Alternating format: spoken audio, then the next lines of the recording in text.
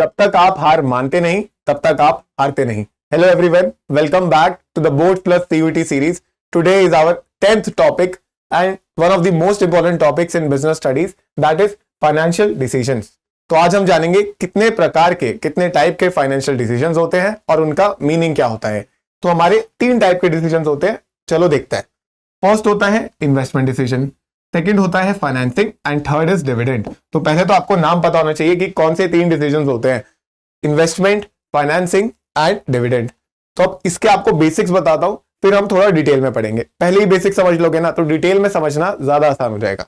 Investment decision मतलब जो आपके पास फंड्स पड़े हैं, जो करंटली आपके पास फंड्स हैं, where to invested, where to invest current fund, right. जो आपके पास फंड्स है उसको आप कहां पे लगाएं। ठीक है, ऐसे होता है ना, जैसे आप खुद के भी फंड्स होते हैं, एसआईपी करें क्या, एसआईपी सही है, म्यूचुअल फंड सही है, तो ऐसे बोला जाता है ना। तो आपको सिखाया जा रहा है कि आपको कहां पे फंड लगाना चाहिए। मम्मी कहती है गोल्ड खरीद लो, पापा कहते हैं कुछ और खरीद लो, मतलब अलग ही चल रहा है। Second is financing decision. अब आपको पैसा चाहिए, आप फाइनेंस कहां से लाओ। ये तो था आपके पास जो ऑलरेडी थे उसको कहां पे इन्वेस्ट करो। बट होता है कि जैसे आपको अपनी कंपनी एक्सपैंड करनी है, आपको कुछ नया बिजनेस खोलना है, you need money, right. You want to, जो आपकी अगर एक बिजनेस ऑर्गेनाइजेशन है, आपको एक्सपैंड करना है, आपको नया बिजनेस खोलना है, या फिर आपको कोई और ब्रांच अपनी ओपन करनी है कहीं और पे, तो आपको फाइनेंशियल डिसीजन करना है कि from where to get funds. Funds कहां से लाएं, ठीक है, फंड्स हम कहां से लाएं।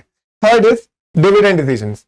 Now you have earned a lot of profit, ठीक है, आपने बहुत पैसा कमाया इस साल, तो आप उस पैसे का क्या करोगे। आपके पास 2 ऑप्शन है, या तो अपने शेयर होल्डर्स को डिविडेंड दे दो, ठीक है, अपने एम्प्लॉयज को पैसा दे दो, ठीक है, ऐसे भी हो सकता है, शेयर होल्डर्स को डिविडेंड दे दो, या फिर पैसा अपने पास रखो फॉर फ्यूचर, कि अगले साल हम फिर से इसको और इन्वेस्ट करेंगे, तो उसको क्या बोलेंगे, रिटेन्ड अर्निंग।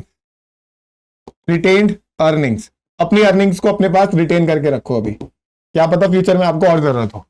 तो दिस इज व्हाट, ये आपका खत्म हो गया है, पर हम फिर भी इसका कंटेंट अब डिटेल में एक बार पढ़ लेते हैं। Investment is where to invest, financing is from where to get funds, and dividend is dividend declare करे हर शेयर पे, शेयर्स यू नो, एंड या फिर रिटेन अर्निंग अपने पास रखें। तो अब देखते हैं एक एक करके। First is the investment decision, meaning it involves decisions where to invest the firm's fund to generate maximum returns. ऐसे पैसे कहां पे लगाएं कि सबसे ज्यादा रिटर्न मिल जाए हमें, ये वो है, ठीक है।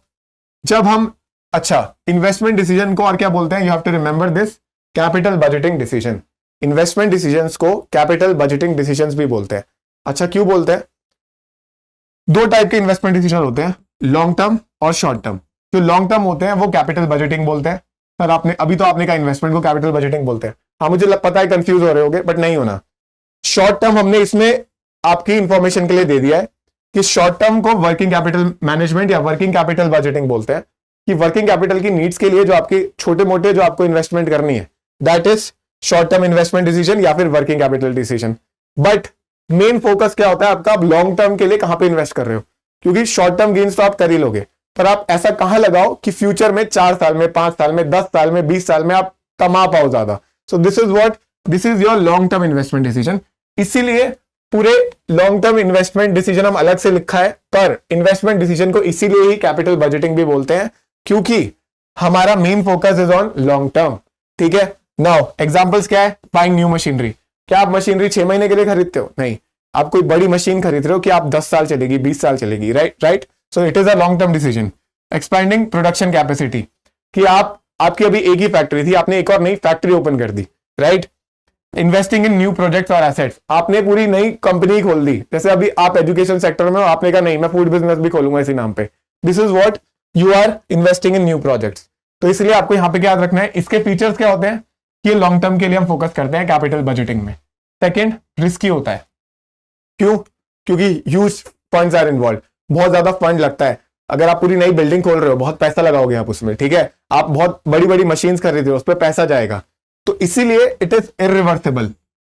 अब आप बोलोगे ऐसे कैसे रिवर्सिबल, हमें पसंद नहीं आया मशीनरी वापस करेंगे, ऐसे नहीं होता। आपने बहुत सोच समझ के इतना पैसा लगाया, अब आप ऐसे कैसे अपना डिसीजन को वापस ले लोगे। आप 6 महीने से 1 साल से कुछ प्लान कर रहे थे, आपने उसको एग्जीक्यूट करा, अब आप बोलोगे अच्छा अच्छा वापस कर दो, नहीं होता ऐसे, ऐसे वर्क नहीं करती चीजें, बहुत लॉस हो जाएगा। So that is why we say capital budgeting decisions are also irreversible. So I hope first decision, that is investment decision, is now clear, right? So the second decision is financing decision. पैसा क्या बोला था मैंने, from where to get funds, पैसा लगा लिया अब हमने इन्वेस्टमेंट डिसीजन में जो हमारे पास एक्स्ट्रा था, पर अब हमें पैसा चाहिए तो हम कहां से लाएं वो पैसा। तो हमारे पास दो ऑप्शन है, बोरोड फंड्स या फिर ओनर फंड। बोरोड फंड और ओनर फंड, ठीक है। क्या आप इक्विटी से पैसा लाओ, शेयर्स इश्यू कर दो अपनी कंपनी के, आपको पैसे मिल जाएंगे, ठीक है, पर आपकी कंपनी के टुकड़े हो जाएंगे जो बटने लग जाएंगे लोगों में, ये फर्क है, ठीक है। और या तो आप फिर उधार भी कर लो, ठीक है, उधार मांग लो, कोई नहीं, तो उसको क्या बोलते हैं, डेट या बोरोड फंड। आपने बोरो किया पैसा, इसके अंदर क्या क्या आ सकता है आपका, लोन, या फिर अगर आपने अकाउंटेंसी में पक्का पड़ा है जो डिबेंचर, आपने डिबेंचर इश्यू कर दिया। अब डिसीजन हम ले कैसे कि इक्विटी ले या डेट, सर ठीक है उधार उठा लेंगे, कोई दिक्कत नहीं, अपने भाई हैं सब, कोई ऐसे नहीं होता यहाँ पे, कंपनी में भाई भाई नहीं होता, कंपनी में बहुत सोच समझ के चलना पड़ता है, यहाँ भाई बहन वाला रिश्ता नहीं है, ठीक है। यहाँ पे क्या है, या तो आप, अगर आपको कंट्रोल से मतलब नहीं है, क्योंकि अगर आपने इक्विटी इशू करी, आपने शेयर्स इशू करे, तो जिसने भी आपका शेयर खरीदा तो वो भी अब आपकी फैमिली का हिस्सा हो गया एक तरीके से, वो भी इंटरफेयर कर सकता है मैनेजमेंट में। अगर किसी ने बहुत ज्यादा 25% 50% शेयर्स खरीद लिया आपके, तो उसका पूरा राइट है, वो बोलेगा कंपनी में क्या चल रहा है, तो आपका जो कंट्रोल है ना वो कंट्रोल लूज हो जाएगा। पैसे तो आपके आ गए फ्री में, आपके कोई लोन वोन नहीं लिया आपने अपनी कंपनी में ही पैसा रेस करा, बट आपका कंट्रोल चला गया थोड़ा सा। बट अगर आपको कंट्रोल चाहिए, ठीक है, और आप तो फिर आप उधार ले सकते हो, तब आप लोन उठाओगे, तब आप बोरोड फंड्स यूज करोगे कि ठीक है मैं डिबेंचर इशू करता हूं, एटलीस्ट मेरे पास मेरा कंट्रोल रहेगा कि मुझे क्या करना है, ठीक है। मुझे बस क्या वहां पे प्रॉब्लम क्या आएगी कि आपके ऊपर एक लाइबिलिटी क्रिएट हो जाएगी, ऑब्लिगेशन आएगी कि मुझे इतना पैसा वापस करना है इंटरेस्ट के साथ, ठीक है। तो अब मुझे बताओ आप डेट चूज करोगे इक्विटी। देखो इसका कोई स्ट्रेट आंसर नहीं है, ऐसा भी नहीं है कि इक्विटी सबसे बेस्ट है या डेट सबसे बेस्ट है, तो हमें दोनों का मिक्स, हर कंपनी के हिसाब से एक मिक्स चूज करना पड़ता है। What is the ideal mix for a company, we have to understand what is the ideal मतलब सही mix between equity and debt. Equity कितना करें और डेट कितना करें, this we should know that. It involves deciding how to raise funds for business operation and investment. Key aspects: choice between equity and debt, maintaining an optimal capital structure, that is debt to equity ratio. Example: issuing shares or debentures, taking bank loans. अगर ये visible नहीं भी है ज्यादा, I hope visible है, but still मैं आपको बता रहा हूँ एक चीज। So this was your financing decision. तो दो डिसीजन हमारे हो गए हैं। फर्स्ट वॉज इन्वेस्टमेंट कि पैसा हम लगाए कहाँ, सेकेंड वॉज फाइनेंसिंग कि पैसा हम लाए कहाँ से। अब थर्ड आता है हमारा dividend decision. Third is the dividend decision. It involves deciding how much profit to distribute as dividend and how much to retain for growth. Easy? कि कितना आप अपने पास रखो पैसा और कितना आप बांट दो, ठीक है, कि बांटना भी जरूरी है पर रखना भी जरूरी है क्योंकि फ्यूचर में फिर से इन्वेस्ट करोगे, राइट। देखो तो कौन से दो वर्ड्स आते हैं, रिटेन्ड अर्निंग, इसका मतलब अपने पास रिटेन करके रखो। दूसरा क्या आता है, डिविडेंड। जब कोई आपका शेयर, जब आप शेयर इशू करते हो तो कोई आपका शेयर परचेज करता है, तो जब उसने आपका शेयर परचेज करा तो वो भी तो उसका भी तो हक है ना कि आपने प्रॉफिट कमाया, तो उसको भी हर शेयर पे क्योंकि आपने ज्यादा कमाया है थोड़ा पैसा मिले। तो मान लो एक कंपनी ने डिसाइड करा कि बहुत धूमधाम हमारी इस बार प्रॉफिट हुई है, चलो हर शेयर, जितने भी शेयर होल्डर हैं, पर शेयर 5 रुपए हम बांटेंगे, हाँ या ना। तो अगर आपने 10 शेयर खरीदे थे तो आप कितने कमा लोगे, 50। अगर आपने 100 शेयर खरीदे थे तो 500 रुपए आपकी जेब में ऐसे आ जाएंगे। तो दिस इज डिविडेंड। वो शेयर्स का पैसा तो आपके पास रहेगा, जो आपके ग्रो ऐप चला रहे हो या कहीं से भी आपने शेयर परचेस किया है वो तो रहेगा ही रहेगा।